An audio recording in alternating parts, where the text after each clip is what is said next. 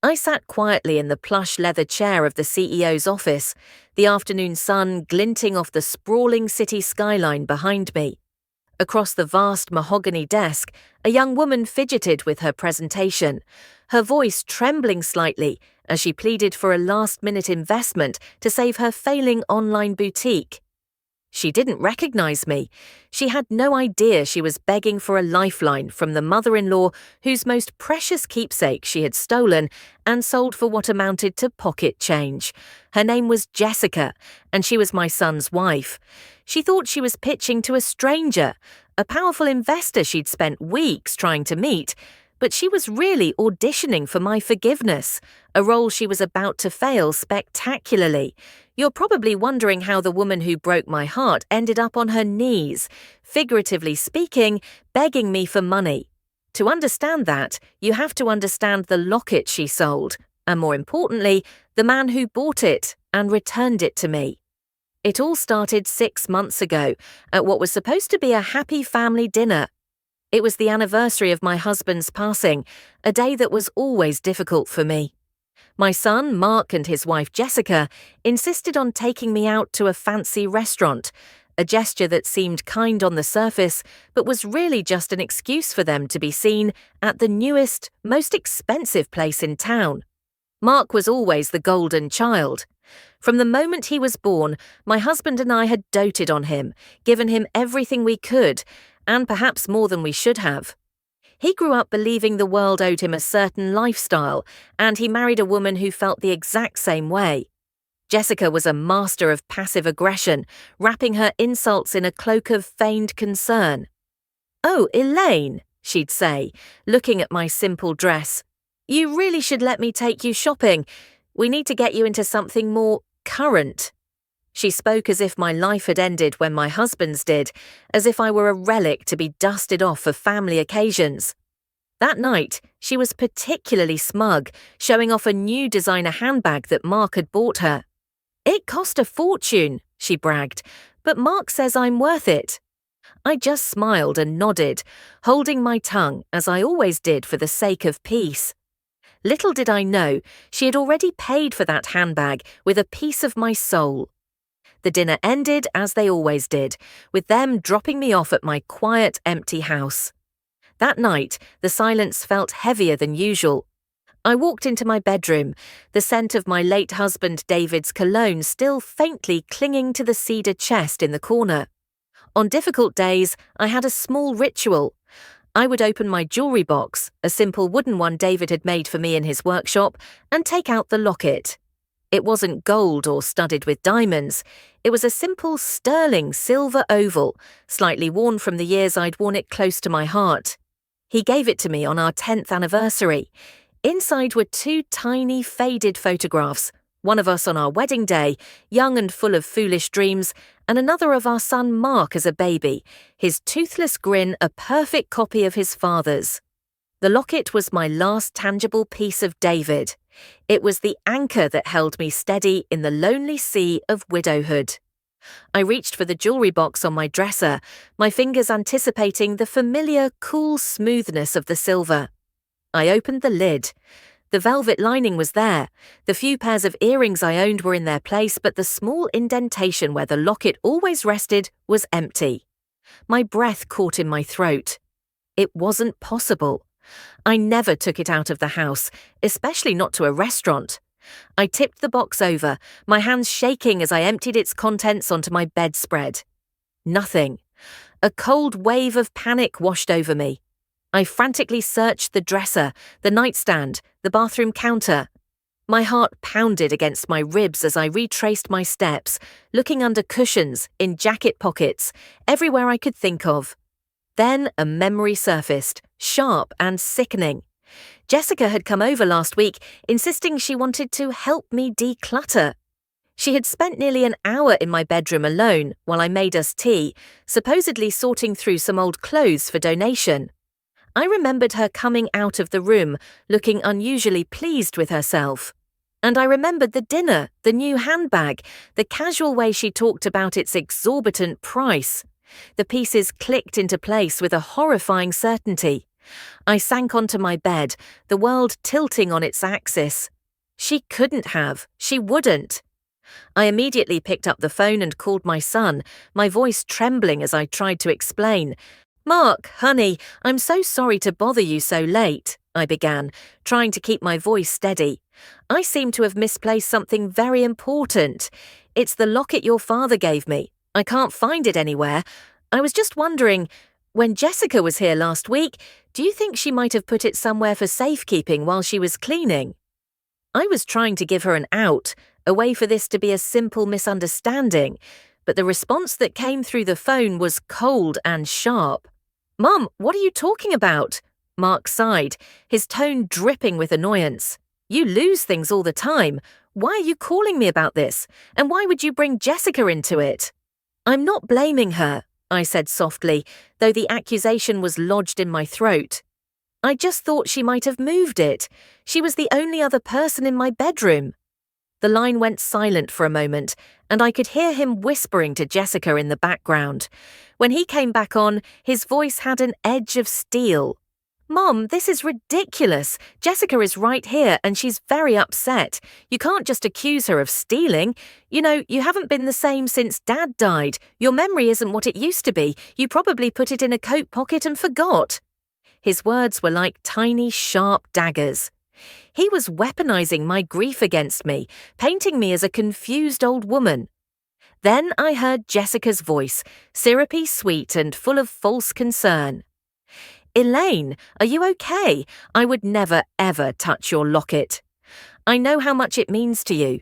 Maybe you should make an appointment with Dr. Evans, just to be safe." It was the most condescending thing I had ever heard. She wasn't concerned, she was mocking me. Mark got back on the phone, his patience clearly gone. "Look, Mom, we're busy. Don't call here with these crazy accusations again.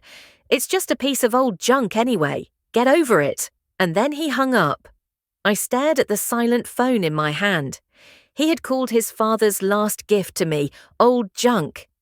In that moment, the grief I felt wasn't for the lost locket, it was for my lost son.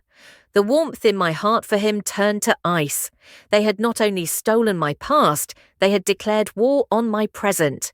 And I knew, with a chilling certainty, that I would not be the one to lose. After Mark hung up, I didn't cry. The pain was too deep for tears. It was a cold, hollow ache in the center of my chest, the kind of finality you feel when a doctor gives you a terminal diagnosis. The son I had raised, the boy whose scraped knees I had bandaged and whose nightmares I had soothed, was gone. In his place was a stranger, a man who would stand by a thief and call his own mother crazy to keep his comfortable life intact. For years, I had made myself small for his sake. I played the part of the doting, simple mother because it was what he and his wife expected. They saw me as a lonely widow living off my late husband's modest life insurance, someone to be pitied and tolerated. They had no idea what I did with my days. They never asked. They never cared to look past the surface. After David died, the grief was an all-consuming fog. To survive, I had to find a purpose. I took a small nest egg David had left me, money he'd wanted me to use to travel, and invested it. I started a small tech consulting firm from my kitchen table, using the skills I'd shelved 30 years ago to raise my family. I worked when I couldn't sleep, which was most of the time. The company grew, slowly at first, then with astonishing speed. That quiet little house they dropped me off at was just a house. My real life was in the city, in a corner office overlooking the entire downtown area, where I ran a company worth millions. My son, who worried about making his next car payment, had no clue that his forgetful old mother could buy and sell his entire world without a second thought. That night, for the first time, I decided to connect those two worlds. I picked up my phone again, but this time I didn't call my son. I called a man named Arthur Vance, the best private investigator in the state. "Arthur," I said, my voice as calm and steady as a frozen lake. "I need you to find something for me. A sterling silver locket, oval-shaped, likely sold at a pawn or jewelry shop within the last week by a woman named Jessica Thompson. I gave him her description. I want transaction records, security footage, and the name of the shop. And Arthur, I added, find out who bought it. There was a brief pause. Consider it done, Elaine, he replied. After I hung up, I cut off all contact with Mark and Jessica. I didn't answer their calls or texts. Let them wonder. I had work to do. 3 days later, Arthur called back. I found it, he said. She got $50 for it at a seedy pawn shop downtown. The transaction is on camera, but that's not the interesting part. The interesting part is who bought it. I held my breath, waiting for Arthur's answer. Who was it? I asked, my knuckles white as I gripped the phone. The buyer, Arthur said, a note of surprise in his own voice, was a man named William Chen. The name was familiar. William Chen was a local legend of sorts. He was a semi-retired restaurateur, a self-made man who had built an empire from a single noodle shop. He was also a quiet, unassuming philanthropist, known for his generosity and his eccentric hobby of buying oddities and antiques from pawn shops. He once told a newspaper he liked to rescue forgotten stories. It seemed he had just rescued mine. Arthur provided me with a number for Mr. Chen's personal assistant, warning me that he was a very private man.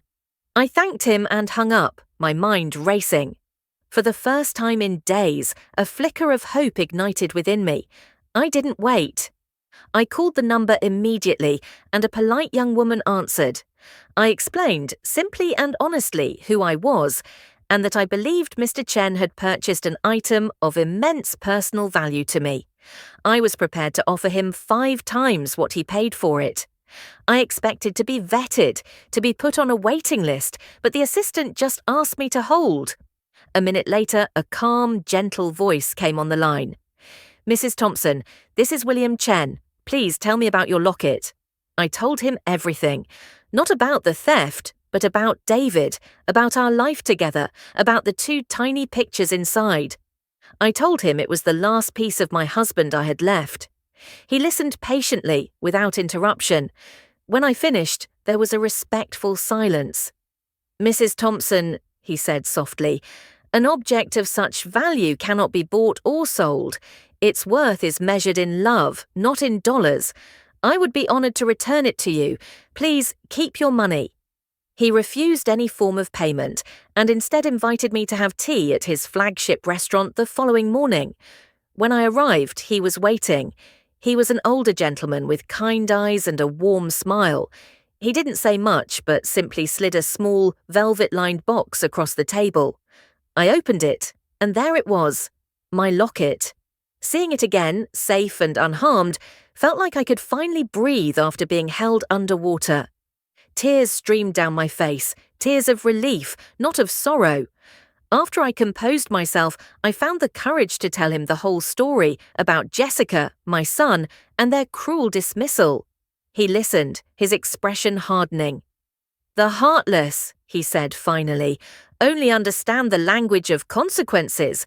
It seems your daughter-in-law is about to enroll in a very difficult course.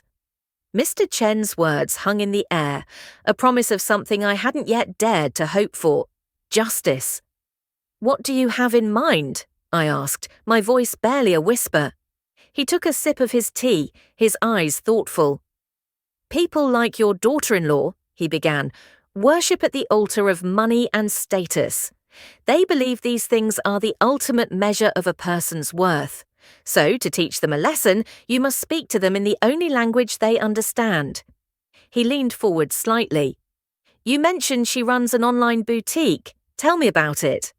I told him what little I knew, that it was her passion project, that she was always trying to get it off the ground, and that she frequently complained about needing more capital. A shrewd glint appeared in his eyes. Desperation is a powerful lever, he said. Let's find out just how desperate she is. With a quiet phone call, Mr. Chen mobilized a team of financial analysts that were on his personal payroll. Within a day, they had compiled a complete dossier on Jessica's business. The picture it painted was grim. The boutique was a financial disaster, drowning in debt from high-interest loans and propped up by a series of frantic cash infusions from my son's salary. She was weeks, maybe days, away from total collapse. She wasn't just looking for an investor, she needed one to avoid bankruptcy and public humiliation. This was the opening we needed. The plan we devised was simple in its concept, but devastating in its potential execution. Mr. Chen would use his vast network of contacts to plant a rumor. A whisper about a mysterious, highly successful female CEO of a tech firm who was looking to diversify her portfolio by investing in a promising e-commerce startup. The CEO would be portrayed as brilliant, private, and decisive. We would make sure this rumor found its way to Jessica through channels she would find impressive and trustworthy. We knew her vanity and desperation would do the rest. My company created a new investment division, Phoenix Capital, a name I chose myself. It would be the public face of the operation. Jessica would have to claw and scrape just to get a meeting, submitting every financial document she had, laying bare the full extent of her failure for us to see. The final meeting, if she was granted one, would be in my office. She would walk in, ready to beg for her professional life, and come face to face with the woman whose heart she had broken for $50. The stage was set. All we had to do was wait for our lead actress to take the bait. It took less than a week for the trap to be sprung. Mr. Chen was a master of his craft. A word dropped to a well-known financial blogger here, a casual mention at a Chamber of Commerce luncheon there.